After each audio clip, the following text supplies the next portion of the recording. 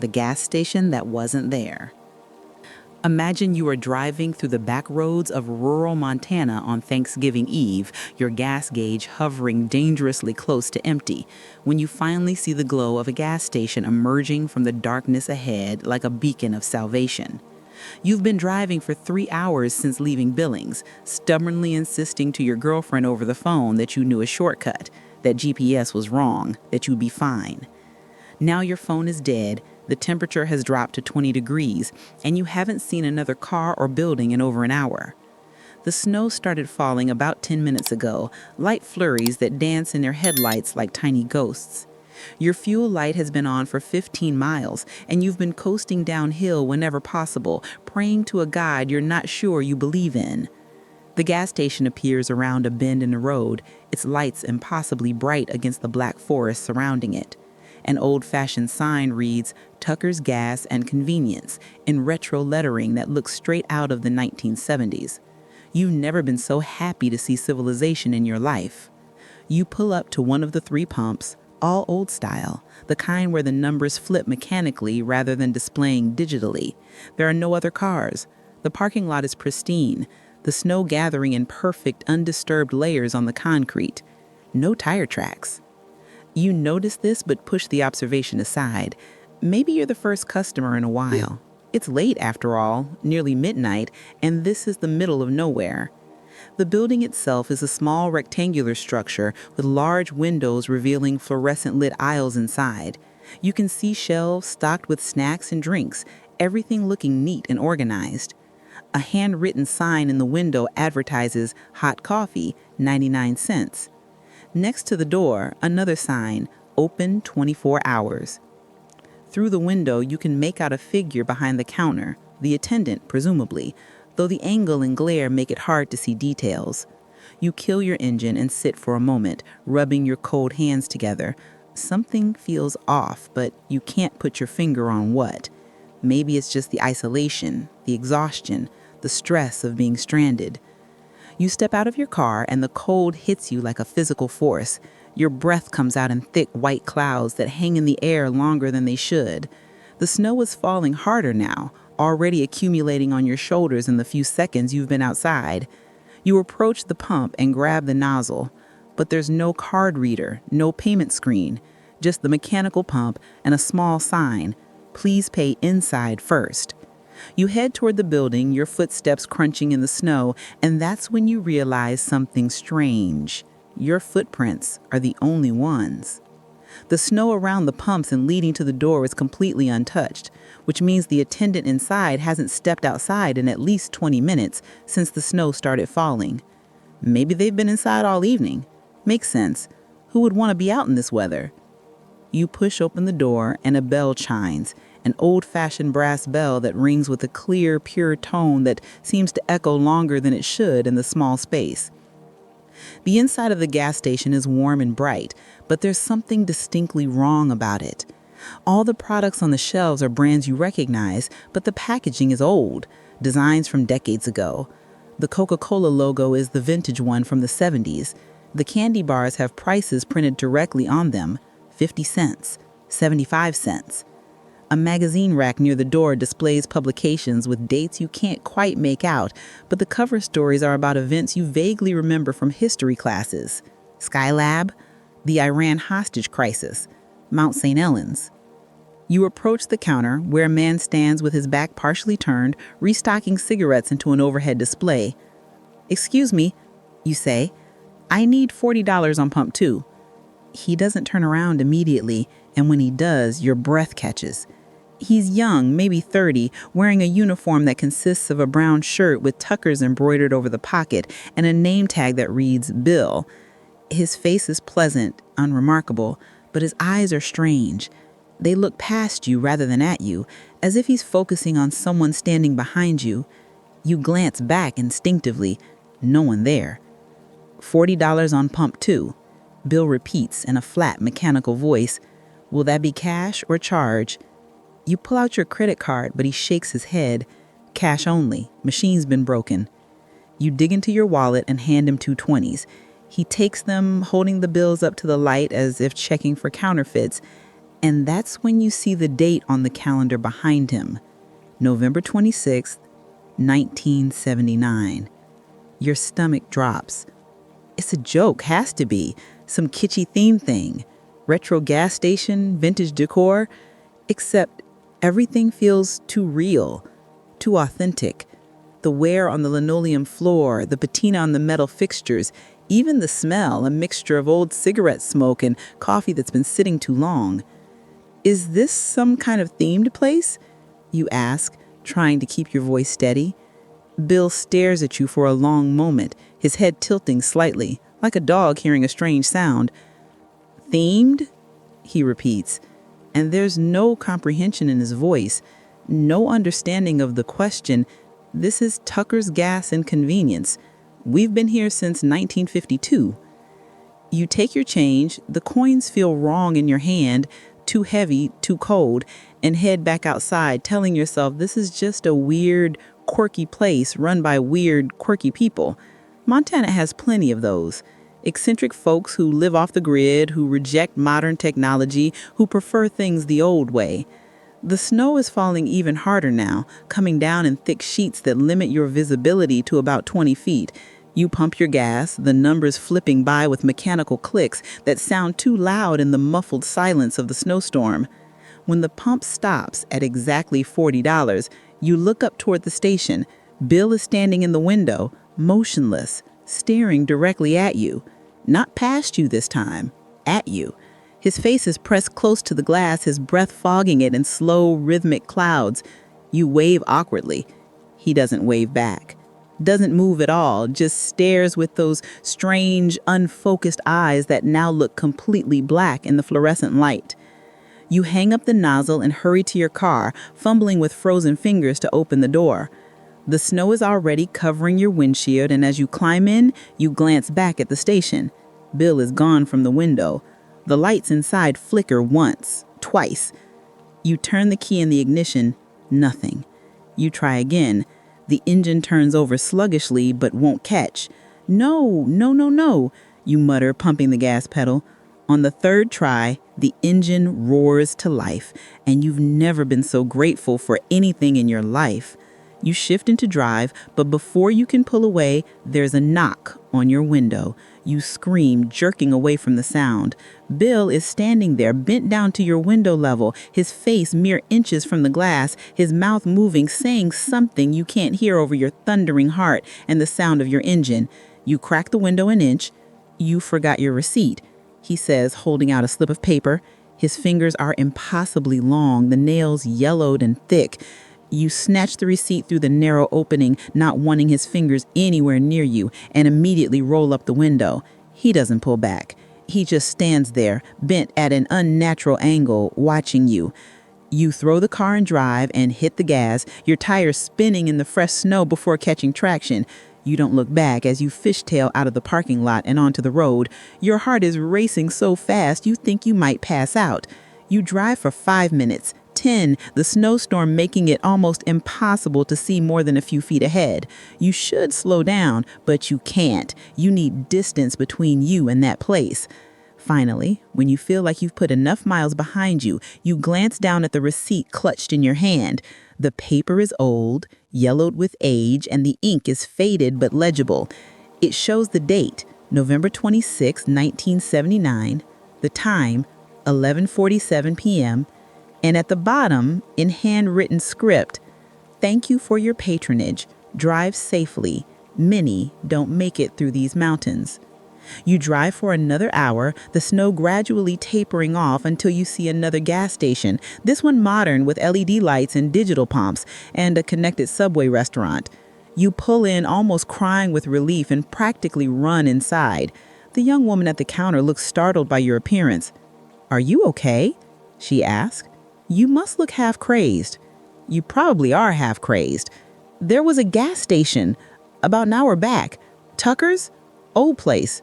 Vintage looking." She frowns, shaking her head. "No, there's nothing between here and Billings but trees. Haven't been any gas stations on that stretch of road in decades. Not since..." She trails off, her expression shifting to something like concern mixed with pity. Not since when? You press. She pulls out her phone and types something, then shows you the screen. It's a local history website displaying a black and white photo of a small gas station, Tucker's Gas and Convenience. The article explains it burned down on Thanksgiving night 1979, killing the owner and his son, Bill, who was working the overnight shift. You make it home the next morning, in time for Thanksgiving dinner, but you barely eat. You can't stop thinking about the receipt, which you've tucked into your wallet. Your family thinks you're just tired from the drive. That night, alone in your childhood bedroom, you pull out the receipt and examine it under your desk lamp. That's when you notice something you missed before.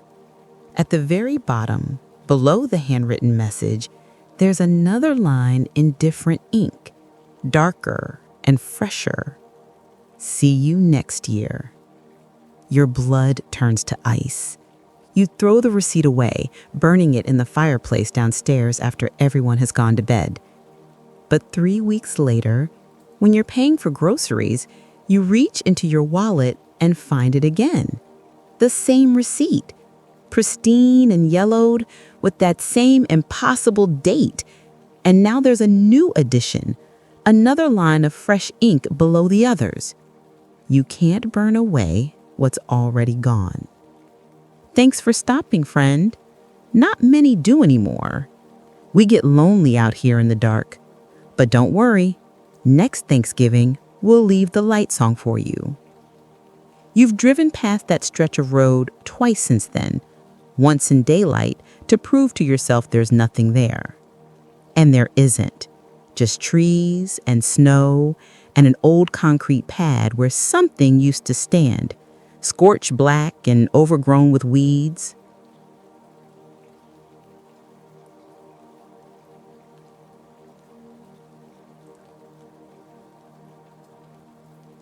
The Hitchhiker on Route 50. Imagine you are driving alone on Highway 50 through Nevada, the so-called loneliest road in America, 3 days before Thanksgiving. The sun is setting behind the distant mountains, painting the desert sky in shades of burnt orange and deep purple. You're heading home to Sacramento after visiting your sister in Colorado, and you've been on the road for nearly 6 hours. The radio lost signal an hour ago, leaving you with nothing but the hum of your tires on asphalt and the occasional gust of wind that rocks your sedan. Your phone shows no service, but that's expected out here. The highway stretches endlessly ahead, a ribbon of cracked pavement cutting through sagebrush and sand. You pass a faded green sign. Next service is 83 miles.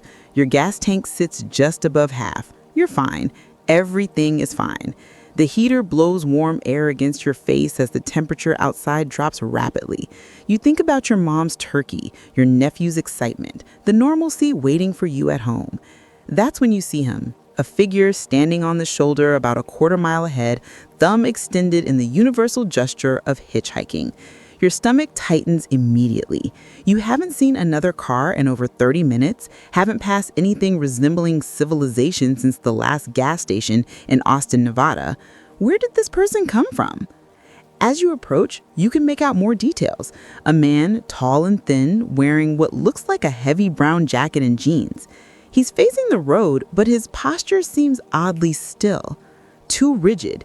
You ease your foot off the gas, your speed dropping from 70 to 60. Part of you, the part raised on horror movies and true crime podcasts, screams to keep driving. But another part, the part that remembers your own car breaking down last year and the kindness of strangers, whispers that you can't just leave someone stranded in the desert at night. The temperature is already dropping into the 40s. By midnight, it'll be near freezing. You slow to a stop about 20 feet past him, watching in your rearview mirror as he turns and walks toward your car. There's something about the way he moves, too smooth, too purposeful, that makes your hands grip the steering wheel tighter. You tell yourself you're being paranoid. You crack your window 2 inches, just enough to hear him, but not enough for anyone to reach through. "Thanks for stopping," he says, and his voice is pleasant, almost musical. He's younger than you thought, maybe mid-30s, with a clean-shaven face and dark hair. Normal, completely normal. Except his eyes. They don't quite meet yours, focusing instead on a point just past your left shoulder.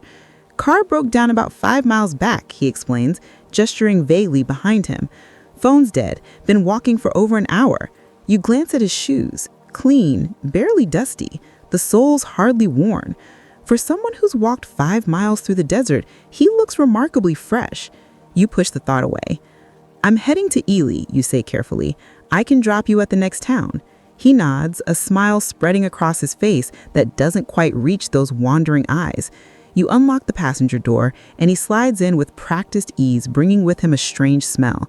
Not body odor or cologne, but something else. Something like dried flowers or old paper. He doesn't put on his seatbelt. You pull back onto the highway, accelerating to 65, your eyes darting between the road and your passenger. He sits perfectly still, hands folded in his lap, staring straight ahead at the darkening horizon. Cold night, you offer, trying to break the suffocating silence. Yeah, he responds after a long pause. Cold nights are when they come out. Your blood chills. When who comes out, you ask, trying to keep your voice light. He doesn't answer.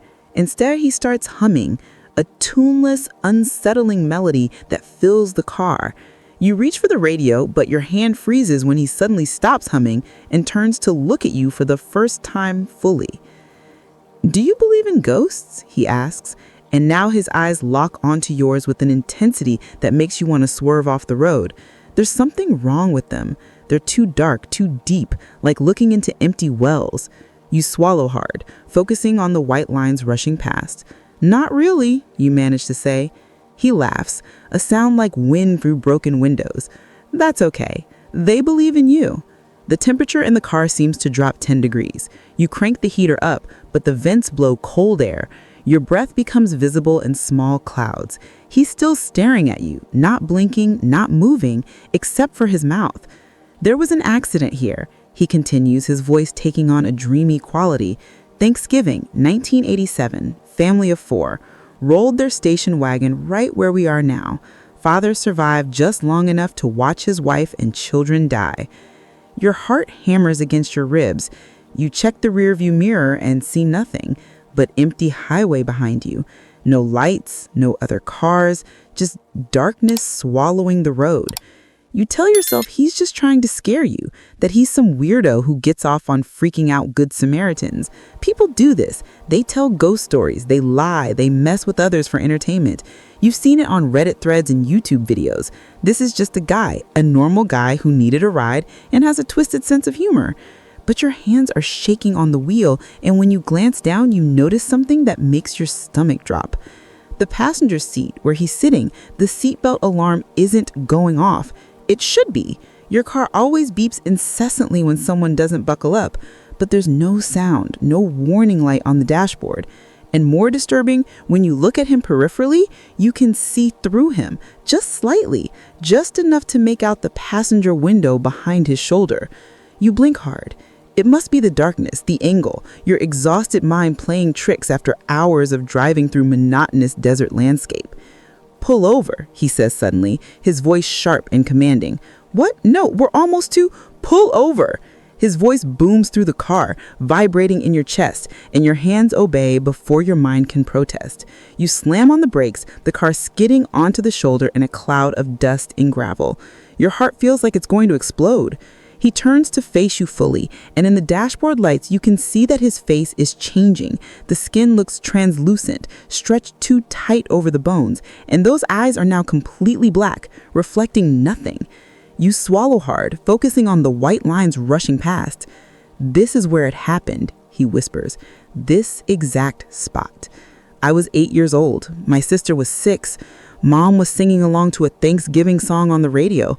My dad was tired, so tired, and the semi came out of nowhere. Your entire body ridges with terror. You grab for the door handle, but it won't budge. The locks engage with the heavy thunk, all 4 doors simultaneously, though you're not touching the button.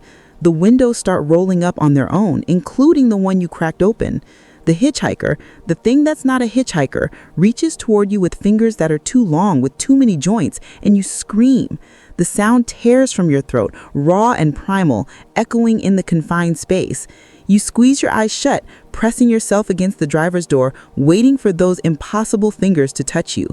But nothing happens. Seconds pass, then minutes. You hear only your own ragged breathing and the tick of your cooling engine. Slowly, you open your eyes. The passenger seat is empty, completely empty. No hitchhiker, no ghost, no monster. Just the faint smell of something burnt lingering in the air. The doors unlock with a soft click. You sit there, trembling, checking every mirror, every shadow. He's gone. You don't remember deciding to drive again, but suddenly you're back on the highway pushing 80 miles per hour, your hands white-knuckled on the wheel. Your mind races, trying to process what just happened. Heat stroke? Carbon monoxide? A hallucination brought on by isolation and podcast-induced paranoia? You need another explanation, any explanation that doesn't involve the supernatural. Your phone suddenly chimes, service restored, and notifications flood in. Your mom asking when you'll arrive, your sister sending a funny meme, normal things from a normal world that suddenly feels very far away. You're shaking so hard you can barely hold the wheel steady. In your rearview mirror, about half a mile back, you see red and blue lights, a police car parked on the shoulder, right where you stopped, right where he made you pull over. You watch the lights fade into the distance, and a cold realization settles over you like a heavy blanket. You don't stop driving until you reach Ely, pulling into the first gas station you see. Under the harsh fluorescent lights, you check every inch of your car. The passenger seat looks normal. Everything looks normal. But when you lean in to grab your phone from the center console, you see it, pressed into the fabric of the passenger seat like someone sat there for hours. An imprint, a depression in the shape of a person. You run inside and ask the attendant if there's been any accidents on Highway 50. He looks at you with tired eyes and shakes his head. Not recently, but there's a memorial about 15 miles west of here. Bad wreck back in the 80s, Thanksgiving weekend. Whole family died. He pauses, studying your pale face. You okay, buddy? You nod, but you're not okay. Because when you get back to your car, you find something on the passenger seat that wasn't there before. A child's toy car, old and faded, the kind from the 1980s. And tucked underneath it, a note written in a child's handwriting. Thanks for stopping. Nobody else ever does. You make it home for Thanksgiving, but you take a different route. You always take a different route now, and you never, ever pick up hitchhikers.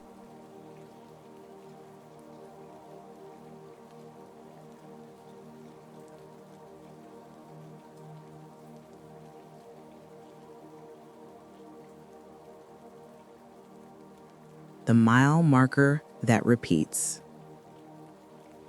Imagine you are driving through the endless flatlands of Kansas on Interstate 70, 3 hours into what should be a straightforward 6-hour journey home to Colorado after Thanksgiving, when you notice you've passed the same mile marker 3 times in the last 20 minutes. Mile marker 127. You first noticed it because there was a dead crow on the side of the road next to it, which seemed oddly symbolic in the middle of nowhere. You remember thinking how desolate it looked. Just the white marker with black numbers, the bird's dark shape beside it, and nothing else for miles except prairie grass and barbed wire fences. Then, 15 minutes later, you saw it again. Same marker, same dead crow, in exactly the same position. You told yourself you were mistaken, that it was a different mile marker, that your tired brain was playing tricks on you after a long day of family obligations and tense conversations about politics over turkey. But now, driving past it for the 3rd time, there's no denying it. Same marker, same crow, same exact stretch of highway. And your odometer says you've driven 30 miles since you first saw it. You pull over onto the shoulder, your hazard lights blinking uselessly in the vast emptiness. You check your phone, no signal, which isn't surprising this far from civilization. Your GPS shows you on Interstate 70 exactly where you should be, the blue line tracking your progress westward toward the Colorado border. Except you're not making progress. You're somehow looping. But that's impossible. This is a straight highway. There are no loops, no exits that circle back, no opportunities to accidentally turn around. It's literally impossible to end up in the same place 3 times on an interstate unless you deliberately reverse direction. You get out of your car, needing to feel something real, something solid. The cold wind hits you immediately, that prairie wind that seems to come from nowhere and everywhere, carrying the smell of dirt and distance. You walk back to the mile marker, about 50 feet behind your car. Mile marker 127. You reach out and touch it, feeling the cold metal under your fingers. Real, solid, definitely real. The crow is there too, about 10 feet away in the grass. You approach it carefully, some morbid curiosity drawing you forward. It's been dead for a while, you realize, stiff and dried out. But something's wrong. Something about it niggles at your mind. You crouch down, examining the bird more closely in the dim glow of your hazard lights. Its eyes are gone, just empty sockets, and its feathers are ruffled by the constant wind. But its position is too perfect, too arranged. It's lying on its back, wings spread in an exact X pattern, like someone placed it that way deliberately. You stand up quickly, suddenly uncomfortable with being this close to it. You're being ridiculous. It's just a dead bird. Nature doesn't arrange things symbolically. That's human projection, pattern-seeking behavior in a random universe. You get back in your car, determined to drive until you see mile marker 128 to prove to yourself that you're not losing your mind. You merge back onto the highway, accelerating to 75. The engine hums, the tires thrum against the pavement, and you count the minutes.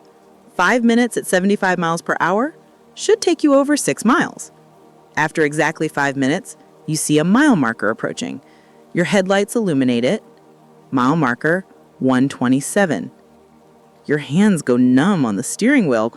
This isn't possible. This is not possible. But there it is. And there beside it, like a grotesque signpost to madness, is the dead crow, wings spread in that perfect X. You don't stop this time. You accelerate harder, pushing 80, then 85. You're going to break out of whatever this is through sheer velocity. The highway stretches ahead, perfectly straight, the white line in the center cutting through the darkness like a scar. You watch your odometer tick up, 1 mile, 2 miles, 5 miles, 10 miles. You should be passing multiple mile markers. You should be seeing signs for towns, for exits, for something. But there's nothing, just empty highway and darkness and that wind that seems to push against your car from all directions at once. After what your odometer says is 15 miles, you see a marker approaching. You know what it's going to say before your headlights reach it. Mile marker 127. And the crow. Always the crow. You scream, a raw, primal sound that fills the car and means nothing. You're trapped. Somehow, impossibly, you're trapped on an endless loop of highway that shouldn't exist. Your rational mind, the part that deals with traffic and mortgages and grocery lists, is shutting down, unable to process this violation of physical reality. You pull over again, this time leaving the car running, and you walk out into the middle of the highway. You stand on the center line looking east and west, seeing the same thing in both directions, straight highway, disappearing into darkness. No curves, no hills, nothing to suggest a loop. The wind picks up, howling across the flatlands, and you hear something that makes your skin crawl. Voices. Faint, carried on the wind like distant conversations or prayers. You spin around, trying to locate the source, but it's everywhere and nowhere. The voices are speaking, but you can't make out words, just the cadence of human speech rising and falling, overlapping. Multiple voices, dozens maybe, all around you in the empty darkness. "Hello?" you shout, your voice cracking. The voices stop instantly, like someone hit a mute button. The silence that follows is somehow worse, pregnant with anticipation, with watching things, with presence. You're not alone out here. You're definitely not alone, but you can't see anything except your car, the highway, the mile marker, and the crow that's beginning to take on the quality of an omen in your mind. Something terrible happened here, something that left a mark on reality itself. You get back in your car, locking the doors like that will help against whatever this is. You force yourself to think logically. Quantum loop, temporal anomaly, mass hallucination, carbon monoxide poisoning. You check your car's vents, but everything seems fine. You check your pulse, racing but steady. You pinch yourself hard enough to leave a mark. Everything suggests you're awake, you're real, this is happening. Maybe there's a scientific explanation. Maybe this stretch of highway sits on some kind of geological formation that creates magnetic anomalies, affects perception, causes instruments to malfunction. You've heard of places like that, areas where compasses spin, where electronics glitch, where reality seems slightly off. The Bermuda Triangle, the Oregon Vortex. Maybe you've stumbled into something similar. The thought is comforting for about 30 seconds until you realize that even if there's a scientific explanation, you're still trapped here. Understanding your cage doesn't make you any less caged. You need to try something different. You can't keep driving forward. Maybe you need to go backward. You put the car in reverse and start driving backward along the highway, watching through your rear windshield. It's difficult, disorienting, but you manage to maintain a steady 20 miles per hour. You pass the mile marker, 127, always 127, and keep going. 1 minute, 2 minutes, 5 minutes. You should have passed multiple mile markers by now. Finally, you see one approaching from behind. You slow down, hope fluttering in your chest like a trapped bird. The marker comes into view. Mile marker, 127. Of course it is. The voices return louder this time, and now you can make out some of the words. Can't leave, trapped like us, not supposed to be here. You slam the car into drive and accelerate forward, trying to escape the voices, but they're inside the car now, coming from your speakers, even though the radio is off. Multiple voices, overlapping, desperate, afraid. We've been here for years, since the accident. They said, drive straight, don't stop. But we stopped. We pulled over at mile marker 127. They took us. We became part of the road, part of the loop, forever. The voices rise to a crescendo and you're screaming, pressing your hands over your ears, which does nothing because the voices aren't coming from outside anymore. And then you see them. Figures standing along the side of the highway, illuminated briefly as you pass. Men, women, children, dozens of them all standing perfectly still, all watching your car speed by. They're dressed in clothes from different eras. A woman in a 50s-style dress, a man in 70s leisure wear, a teenage boy in 90s grunge attire. All of them pale, translucent, like old photographs. And all of them standing next to vehicles, cars from different decades, all parked along the shoulder at mile marker 127. A graveyard of vehicles, a graveyard of travelers who stopped, who pulled over, who became part of whatever this is. You understand now with horrible clarity. The loop is a trap. The mile marker that repeats is a snare designed to make you stop, to make you pull over in confusion or frustration. And when you do, you become part of it, part of the collection. Another ghost standing beside your car, watching the next unfortunate soul drive past. Forever. You can't stop. No matter what happens, you cannot stop driving. You drive for hours, maybe days. Time loses meaning in the loop. Your gas gauge hasn't moved, which should be impossible, but is somehow the least impossible thing happening. The sky never lightens. It's always this perpetual twilight, this liminal space between day and night. The figures multiply along the roadside, hundreds now, all watching, all trapped.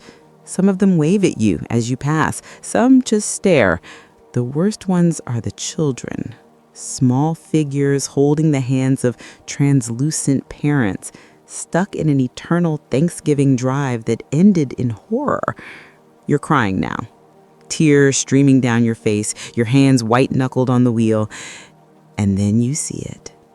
A figure, standing in the middle of the highway, ahead. Not on the shoulder, not watching from the side, right in your lane, directly in your path. You have seconds to decide: swerve, brake, or hit it. Every instinct screams to avoid hitting a person, but you remember the trap. You remember the voices. We stopped. Stopping is death. Stopping is forever. You close your eyes and floor the accelerator. You feel nothing as you pass through the figure.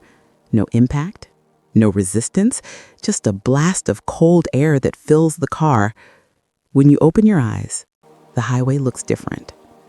Mile marker 128, then 129, then 130. You're out. Somehow, impossibly, you're out. The sky is lightning, real dawn, real sunrise, real morning breaking over the Kansas plains. You see a sign: Colorado border, 50 miles. You laugh, then sob, and laugh again. The sound's torn from you in a release of tension so profound, you think you might pass out. You drive straight through to Denver without stopping, not even for gas. And when you finally pull into your driveway, the sun is fully up and everything looks achingly normal. You sit in your car for 20 minutes, just breathing, just existing in reality. But when you finally check your phone, which now has service, you see the date. You left your parents' house on Thanksgiving night. Today is December 3rd. You've been gone for 6 days. There are 47 missed calls, 103 texts, voicemails from family, friends, police. They filed a missing persons report. They searched for you. They thought you were dead. You have no explanation. You can't tell them you were trapped in a loop on Interstate 70, that you drove past mile marker 127 hundreds of times, that you saw the ghosts of travelers who stopped and never left. They'll think you're crazy. Maybe you are crazy. But that night, when you finally work up the courage to search online, you find forums, Reddit threads, blog posts, all describing the same phenomenon. Mile marker 127 on Interstate 70 in Kansas. The place where people disappear. The place where travelers report strange loops, repeated markers, figures in the darkness. Most never come back. The few who do all say the same thing: don't stop. No matter what you see, no matter what you hear, no matter how confused or scared you become, keep driving, because the loop is hungry and it's always waiting for the next traveler to pull over, to stop, to join the collection of lost souls standing forever beside their cars, watching the next victim approach mile marker 127. You driven Interstate 70 to visit your parents every Thanksgiving for 12 years. You'll never drive it again. And every night, in your dreams, you see that mile marker, those numbers, that crow with its wings spread like a warning you didn't understand until it was almost too late. Mile marker 127, where the highway loops, where travelers disappear, where you almost became just another ghost waving at cars that can't help you, trapped forever in a Thanksgiving that never ends.